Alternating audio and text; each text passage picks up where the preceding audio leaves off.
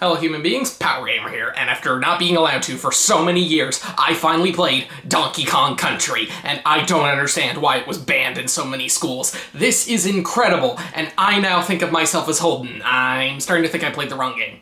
Donkey Kong Country, arguably one of the best ways to reinvent a franchise. This series went from simple high-score-based arcade games to epic side-scrolling adventures. I've already talked about the early Donkey Kong games when I looked at Mario, so I'll keep it short. Donkey Kong was a trilogy of games released in the arcades to quite the success, but after Mario went solo, the series kinda disappeared for a while. That is until 1993, when Nintendo decided to reboot the series for a modern audience.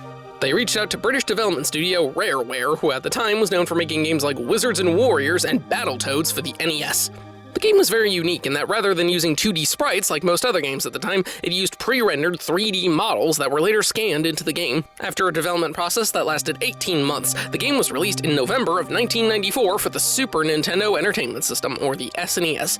It was both a critical and commercial success, selling over 500,000 copies within its first week, making it the fastest-selling game ever at the time. It ended up being the third best-selling game on the SNES with a total of 9.3 million copies sold. The Donkey Kong Country series later received 2 more entries on the SNES, as well as 2 other games for the Wii and Wii U, and the character of Donkey Kong has kept this design to this day. And that's why I'm looking over it today. Is it as impressive as it was when it first came out, or is it something that's better left in the past? Well, I'm gonna answer that. Now, sadly I don't own a physical copy, so I'll be playing it on the SNES Classic Edition. You might say this takes away from the experience since I'm not playing on the original hardware, but I don't care. This is the best thing I got.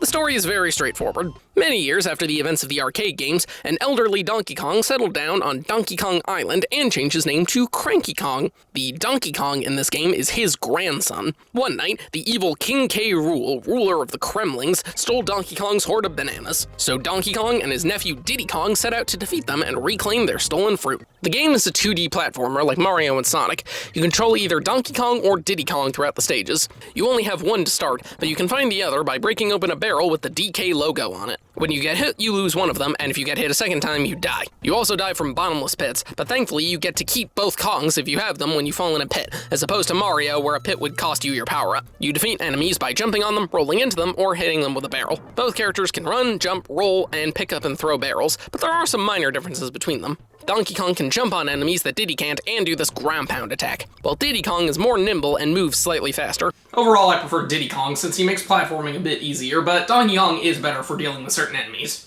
Levels have a variety of different themes, usually with some kind of nature element. You'll be making your way through forests, caves, snowy mountains, treetops, mines, ruins, factories, and underwater. And most of the enemies you face resemble various animals like crocodiles, bees, beavers, vultures, jellyfish, and a bunch of other stuff. The game is divided into 6 worlds on the overworld map: Congo Jungle, Monkey Mines, Vine Valley, Gorilla Glacier, Krem Croc Industries Inc., and Chimp Caverns. The area levels in doesn't affect the level's theme, it's more a way of connecting them together. While the pre-rendered graphics make this game look a little dated, I say the game looks pretty solid, especially for 1984. And this game has an awesome soundtrack. Almost every song is great. Some of my favorites include the underwater theme, the boss theme, the factory theme, and the credits theme. Throughout the game, you'll come across a variety of obstacles and challenges. Most levels have you swinging on ropes and vines, bouncing on tires, and shooting out of these cannon barrels. Every once in a while, you'll also find a level that gives you a more unique obstacle. There's these 2 levels where you have to ride on the tracks in a minecart. Slip Slide Ride has you climb these ropes that make you slide up or down depending on the color. Stop and Go Station has you use barrel switches to freeze these enemies. Oil Drum Alley has you avoid these fiery oil drums. Blackout Basement, the lights flicker on and off. Trick Track Trek, you have to ride on this moving conveyor belt, and then Tanked Up Trouble does the same thing, but you have to collect these fuel tanks to keep it moving. Sadly, this game being a platformer means you have lives, but unlike Mario and Sonic, if you get a game over, you don't have to start the whole game over. Instead, you go back to your last save point. Sadly, this does mean you might have to replay levels you've already beaten, but at least you don't have to play the whole game all over again. And I think the developers thought they were being too nice with that. So to make up for it, they included one of the most infuriating game over screens in video game history. Okay, that's just mean. It feels like the game is mocking me. This looks like one of those sad animal commercials.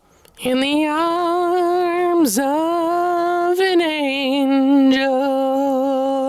You can find extra lives by collecting 100 bananas, this game's equivalent of coins and rings, or finding these balloons. There's also 4 letters in each area that spell out the word Kong. Collecting them all gets you an extra life. Most levels also have secret rooms you can discover. They mostly just give you bananas or an opportunity to get some balloons. You don't have to find them to beat the game, but it does increase the percentage meter on your save file.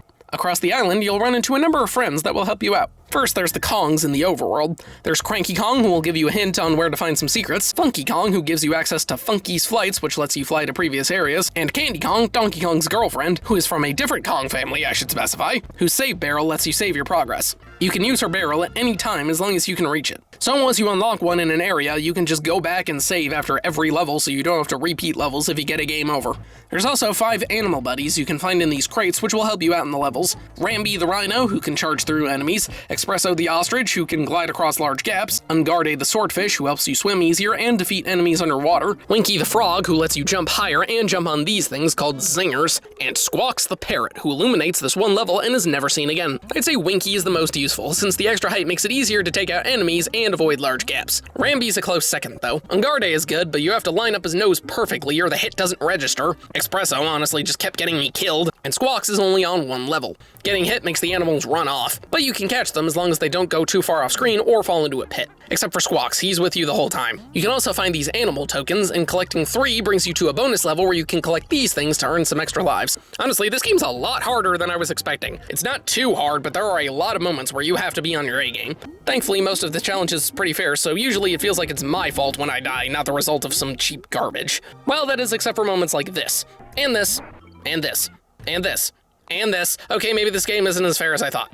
At the end of every world, you have to fight a boss, and they're honestly the weakest part of the game. They're not terrible, but they're not very good either. Very naughty, just jump on him. Master Neki, avoid the nuts and jump on him. Queen Bee, throw barrels at her and run underneath when she turns red. Really naughty, same thing as very naughty. Dumb Drum, just avoid it and defeat the enemies it spits out. And Master Neki Senior, same thing as Master Neki. Alright, that's the last one. Now it's time to beat the final boss. Make your way to Gangplank Galleon, and you come face to face with King K. Rool himself. You can only hurt him when he throws his crown, so you have to jump over him when he comes charging at you, avoid the crown, and hit him. And then he starts shooting cannonballs at you. Dang it, dang it, dang it, dang it, dang it, dang it, dang it! Here's a word of advice. Use Diddy to avoid these since he's more nimble. And bam, he's down. Credits start to roll, and wait, what? Yep, this is just a fake out. He then starts jumping at you and oh, come on! Well, I'll just try it again, and...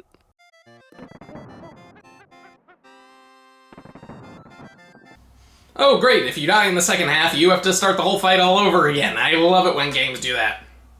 So after many attempts, I made it to the second phase again, and are you freaking kidding me? Okay, 3rd time's the charm. Duck, jump, duck, run, jump, duck, run. Oh no, jump! Yes! Take that, you reptilian freak! And now the game's over, for real this time. Cranky Kong scolds you if you didn't find everything, and the credits roll, including a nice segment showing all the characters. Cranky also claims he beat the game with 1 life in under an hour. Yeah, sure. Now I know you're probably thinking, how do you conquer the game? It's digital, you can't absorb it. Well, to that I say, you underestimate the power of the Megajewel.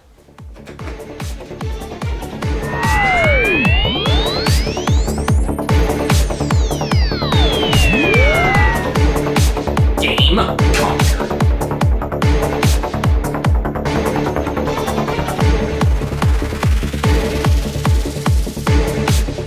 Donkey Kong Country is an awesome game. It's creative, fun, and provides a tough but fair challenge, most of the time. If you have a Wii U or a Switch, I'd highly recommend giving this game a shot. It's definitely worth it. Just be ready for the challenge ahead. In the meantime, I'm finally going to pursue my lifelong dream of living in the forest like a monkey. Well, this stinks.